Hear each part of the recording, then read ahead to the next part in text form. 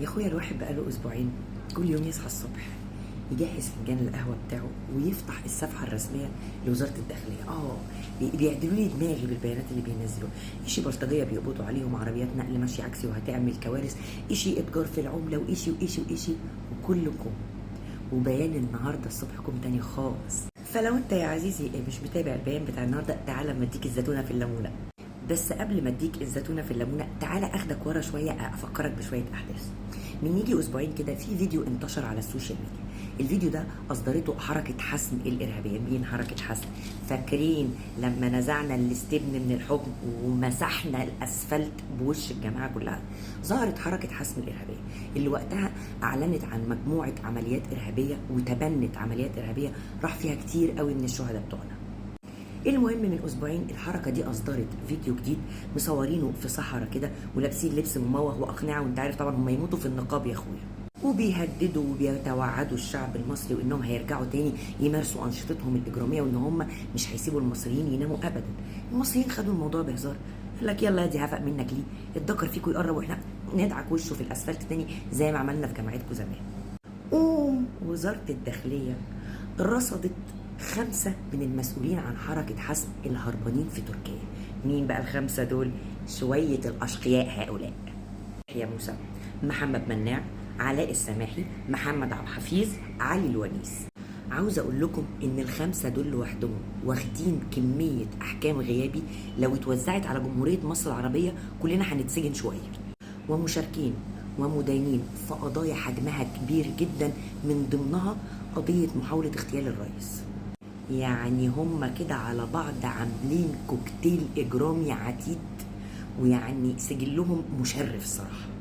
ال5 مزابل دول تواصلوا مع إرهابي شديد الخطورة وعمل عمليات إرهابية كبيرة جدا ومجرم عتيد الإجرام. اسمه إيه بقى؟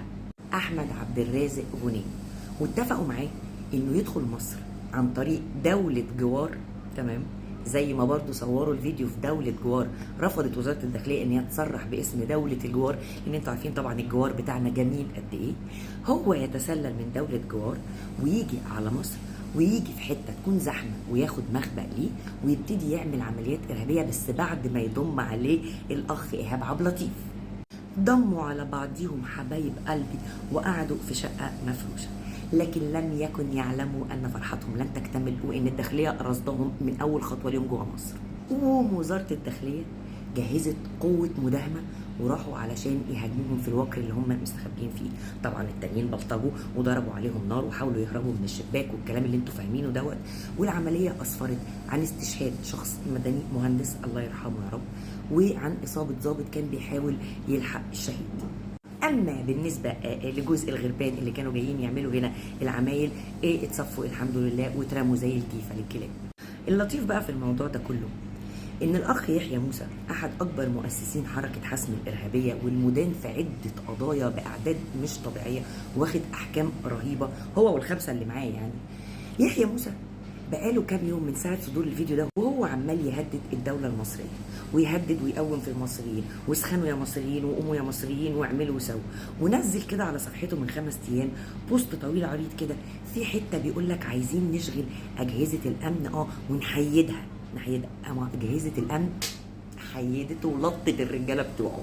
ومن ساعه يا اخويا صدور البيان بتاع الداخليه وهو ولا على حامي ولا بارد، القرد لسه بيتنطط عمال يكتب في بوستات: يا مجرمين يا قتالين. قلت انا معلش يا اخويا، بعد كده لما يخش علينا ارهابي من الحدود هنبقى نسيبه حبيبي، نبوسه من بقه كده نقول له ده مش كده تاني يا بابا، كخ كخ.